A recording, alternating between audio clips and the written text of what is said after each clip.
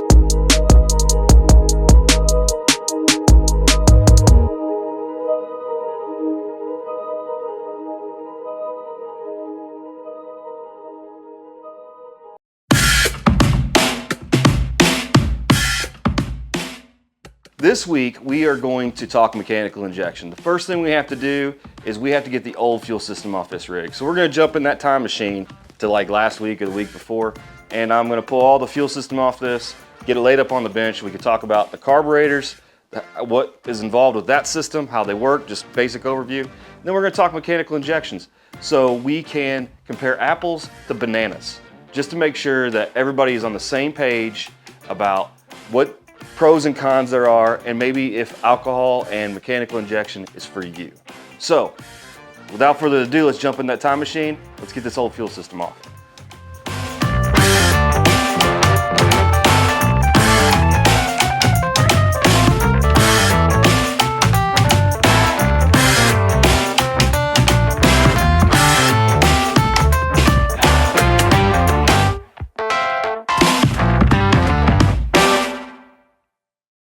All right, now that we got the old fuel system off and we got it on the bench, I got my brother here, Chris. You may know him from some little YouTube channel called Blood Brothers Racing. What's up?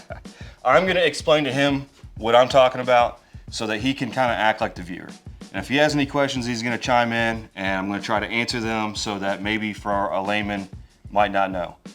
Chris is pretty well versed in the carburetor world, so there's probably not gonna be too many questions over here, but he knows little to nothing about the mechanical injection. So if I say something that may be confusing, he's your guy. So if he doesn't give you the questions, answer the question, or ask the questions that you want to be answered, it's his fault. Tell him down in the comments. Okay. All right, so the first thing we're gonna do is we're gonna talk about the carburetor. The carburetor is a very simple thing. It's been around since motors were really built. They've pretty much used carburetors. On a racing application, you're gonna have a few components. The first component is gonna be the fuel pump.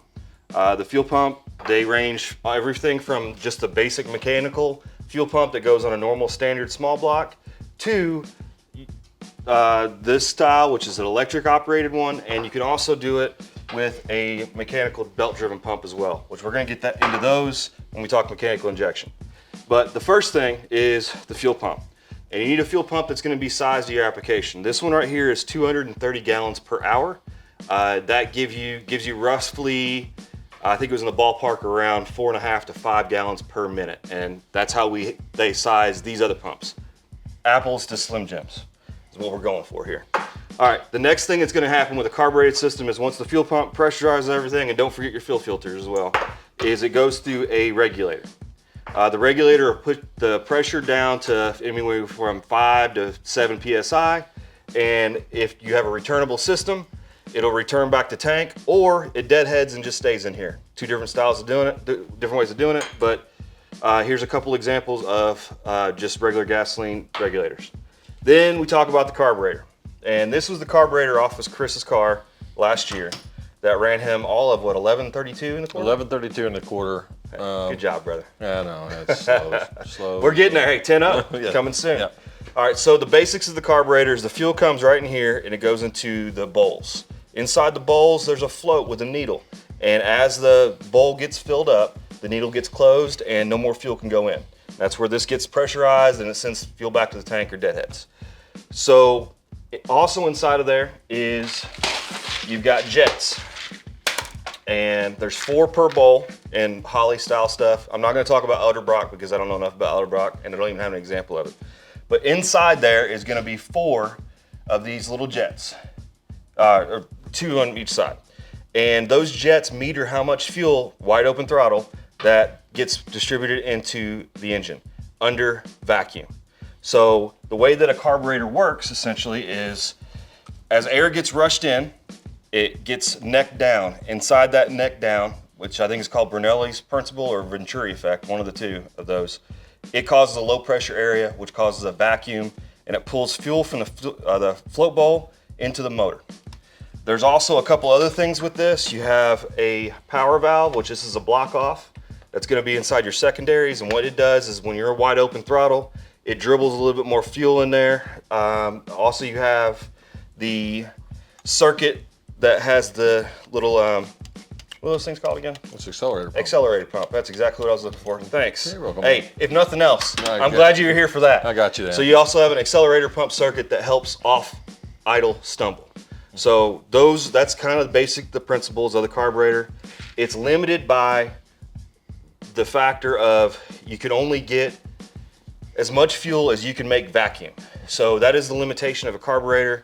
Not to say you can't make tons of horsepower. There's plenty of people making 3,000-4,000 horsepower off a carburetor, massive ones. But in principle, you're kind of limited by to how much vacuum you can pull underneath to be able to pull more fuel in. And just to kind of go back on the fuel pump discussion.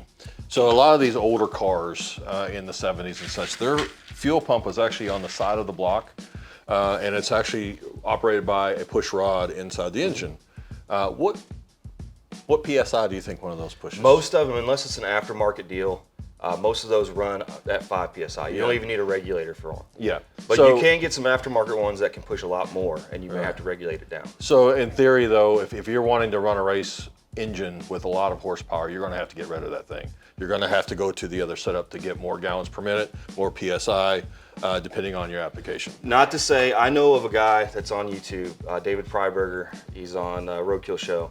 He's got a coupe that's running a mechanical pump. I believe he's still doing it, and I believe he's like 800, 900 horsepower. So it's possible. Yeah, it's definitely possible, but that's about the limitation of it. And he may have some issues that he doesn't talk about with it.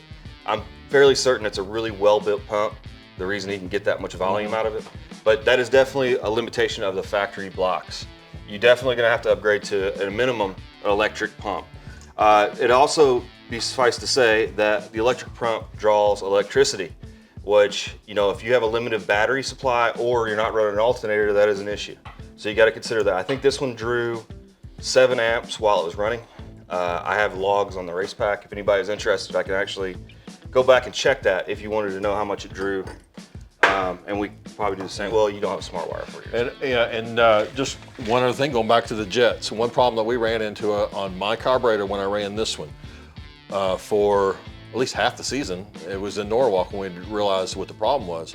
And so when your car is accelerating off the line, the fuel in the back bowls sloshes backwards, and those jets may not pick that fuel up, which just causes stumble. And if you followed along any of the races that we covered before, the Nova would have a stumble off the line, and we couldn't figure out for the longest time. They have jet extensions, and it extends that jet out, what, about 2 inches maybe? About 2 inches, About maybe 2 an inches. inch and a half. And so it helps pick that up. So just for those of you who are still running carburetors, kind of keep that in mind. If you do have a stumble off the line, that could cause a problem. Right. So those are the basics of carburetors. They come in all different sizes from 650, I believe that one, that's a 680, 750, 850, 950, 1050. I think they even make some of those big ones like 1250. I mean, you can get some really big size carburetors. So there's a lot of horsepower to be made, and it's super simple. The best benefit of the carburetor is it kind of self-adjusts. Now there is some fine tuning involved with weather, but it's a self-adjust system. So it only sees how much air is coming through. So if the air is not as dense, you're not going to get as much air. You're not going to get as much fuel. So it's self-correcting. So that's a big benefit. Now, if you're getting every inch of horsepower, you're going to have to change jets. Some guys change them between rounds because they're so finicky about trying to get the perfect run. So there's a lot of benefit to be had. There's nothing wrong with the carburetor, but I'm switching to mechanical injection. So that's what we're going to talk about next.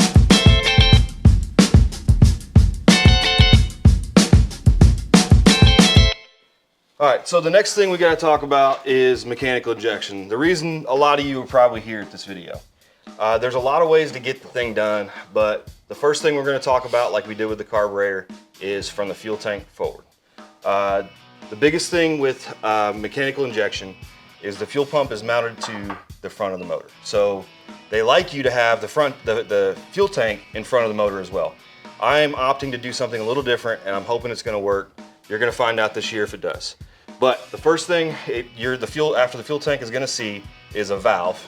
It's over there, and then into a big fuel filter.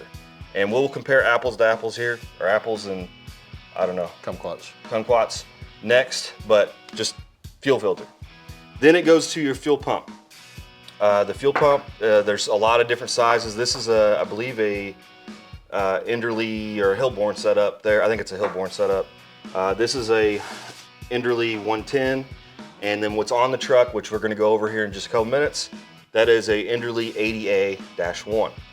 The reason that's important, because the way you tune these things is based upon how much flow and pressure comes out of these guys. So you have to get your pump serviced and flowed. This one's a little bit old. I know you can't read the numbers on there, but I actually took a picture of this when I bought it. This pump right here flows 13.1 gallons per minute. Per minute. That's a lot. Which is 758 gallons per hour compared to the 230 gallons per hour the other one. So this is made for a lot bigger motor than what I'm trying to run right now with that current tune-up. But we are going to maybe use this in the future. After the fuel pump, you're gonna go into what's called a barrel valve. And the barrel valve is this guy right here. This is a Hillborn barrel valve. The barrel valve is what you can think of as the pressure regulator of a carbureted system. So this one may be a little bit easier to understand because I can actually operate this. So as you throttle, there's a valve inside of there that allows more fuel to go through your injector lines. And it also operates the mass airflow apparatus that you use. So this is a Toilet style right here. The one I'm using on the truck is a bird catcher style. So there's different ways of getting this part done, but they're all gonna have these basic components. So I think this one is good for, I think 1200 CFM, and my bird catcher is like 2700, I believe. It's a lot of CFM. With a blower motor, the more air you get in, the less restriction, the better you're off. So after the barrel valve, you're gonna go into your pressure lines, and they're either gonna go into the hat. Some of them go right to the hat, like the truck, and I'll show you that. Others will go directly into the ports, and we'll show you that on the truck as well. After that, where did those little fittings, here we go. After the fuel line, they go into the jets. This is how your base tuning is set, is by these jets. So these jets, the fuel line comes in from this side like that, and the jets get put into a port nozzle that gets screwed in like this. This will be inside the port or the hat, and it will spray fuel and air. Inside here is a little bit of air hole. As fuel's getting pushed out this way, a little bit of air comes in there and causes it to disperse kind of evenly. So this is how you base tune one. The thing that you do at the track, which I need to address for a viewer, is how do you tune one of these for weather conditions? Because the principle in this system is we know exactly how much fuel is going to come out of this pump per revolution. It's a fixed, it's called a positive displacement pump, so we know exactly how much fuel is going to come out of this. We can do a bunch of calculations, the square area of all these orifices, to figure out what kind of PSI that's going to be per revolution, and that's how much fuel you're going to get. So at a given speed of the motor, we know how much fuel you need because we know the cubic inches, and we know that we want a fuel ratio of roughly 7:1 with alcohol. With gasoline, it's more closer to 13.5:1. If you do all those calculations, you could figure out how much fuel you need to bypass, and that's how we tune these things, is we have to bypass to the tank or the intake of the pump, and that's gonna give you how much fuel is actually getting into the motor. Because if the motor's turning and the pump's turning, there's fuel coming out of this, no matter what. It is not metered like a carburetor that only draws in how much fuel as it needs. we're pushing fuel no matter what, so we have to make sure we give the motor the appropriate amount of fuel. The one thing that you don't have is like the accelerator pump, for instance, because you don't need it. The way these barrel valves are set up, the way that it bypasses at originally the fuel going in at idle, as soon as you open the idle up, you now have a bunch of pressure built up that can shoot right down there. It's just like an accelerator pump. They actually say that it is faster than an accelerator pump. You get better throttle response. So at the track, if we, first of all, I want to put a disclaimer out there. I've never ran one of these. I wonder about you sometimes, Henry. You may fold under questioning. So this is all what I have been told and I've learned either via YouTube or people talking to the track. I will give you a good idea of what you need to do, but I don't want you guys to think that I'm an expert at this. At the track though, in theory, what we're gonna do is I paid a gentleman named Spud Miller at Fuel Injection Enterprises in Oregon. And I gave him all my specs, I sent him my pump, he flowed it, and he gave me a base tune-up of what jet size I need in the hat, and my base setting for the bypass pill, which is how much fuel is being returned. In theory, that was set up at 2,000 feet. And what we're gonna do is we're gonna go to the track and run it.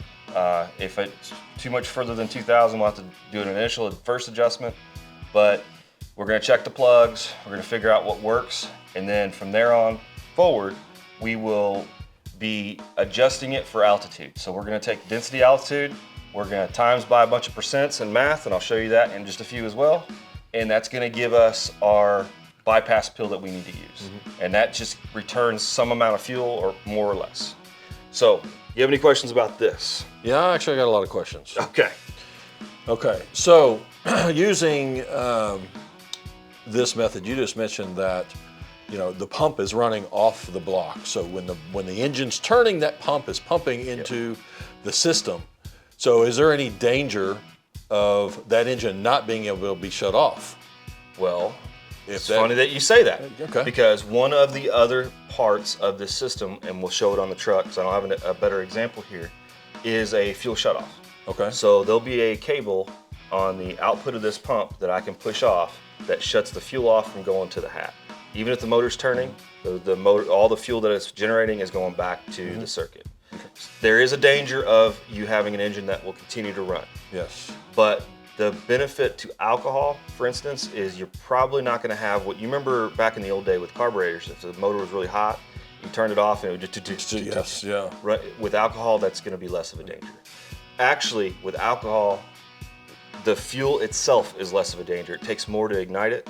The biggest danger of alcohol, though, is you can't see it on fire. Insert Ricky Bobby here. Looks wrong. I mean, he's running around like he's on fire. Oh my God, help me, I don't want to die. Oh, stop, drop, and roll. You're not on fire, Ricky Bobby. I'm on fire.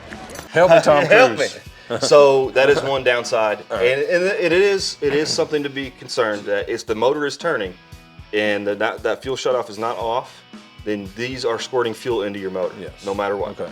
So is that shut off in the car or outside, like by your power switch? The handle is inside the car. Okay. So it is up to the user, the driver, if something, God forbid, happened and you found yourself in the wall, it's one of the first things you're going to be doing is pulling that lever or pushing the lever to shut that fuel off. So I don't think you're going to be much of an issue of dieseling like we were talking about a second ago. So my first thing, if in an emergency, I'm going up there and hitting all my power switches. Yeah. That's going to shut the spark off.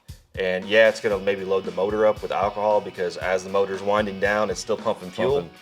But in an emergency, that's going to be my go-to. Yeah. Tell me in the comments if I'm wrong about that or if my emergency should be the shutoff. For you guys that know what you're doing, tell us that. Okay, so now we talked about you switching over to alcohol, and this is your whole new alcohol setup. If a guy wanted to do this injection system, could they use race gas? No. This is all? Well, yes and no. You can absolutely use race gas, but the problem with it is it's going to be extremely sensitive to weather changes. You'll have to be changing the bypass pill like in the staging lanes. So they don't generally recommend you using gasoline with these. Yeah. But it is good that you mentioned that because you can run alcohol with these carburetors. You have to get a lot of fancy stuff so alcohol is very corrosive to aluminum, for instance. So there's a lot of maintenance involved when you're running alcohol with a carburetor, of making sure everything's top lubed and make sure you drain your bowls between, you know, sessions out type of thing. But you can absolutely run alcohol on carburetor. The fuel injection side of things, they do not recommend you running gas. I know people do it and have done it successfully. But from what I understand, they are way more finicky than alcohol. Alcohol has a very large tuning window that you just have to get somewhere in there, you know, whereas gasoline will have a very small tuning window. All right, so you mentioned everything is pretty much, you know exactly what's going into your motor at every second that thing is running, Yes. because of the way it's calibrated. Yep. So the only way you can adjust it is by using the pills. The pills. The only way to adjust how much fuel is getting in the motor is the amount of fuel that you're returning back to the tank. Okay. Because no matter what, as this is spinning, it's pushing fuel to the barrel valve. Okay. You have any other questions there, Chris?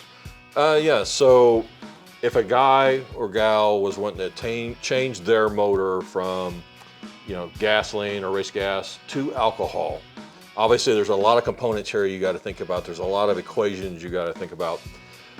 What about fuel load? So alcohol versus race gas. How much alcohol do you use versus race gas? Is it more or less? A lot more. They say that you're gonna use at least half more as much. So if you're using 1 gallon per run, you're gonna use at least 1.5 gallons per run. But the fuel cost is cheaper by about more than half. So if you factor everything out, it's actually cheaper to run alcohol. Supposedly it's also better on equipment as well, the motor wise, and as long as you maintain and keep it a good system running. Okay, good deal. Well, that's all the questions I have right now.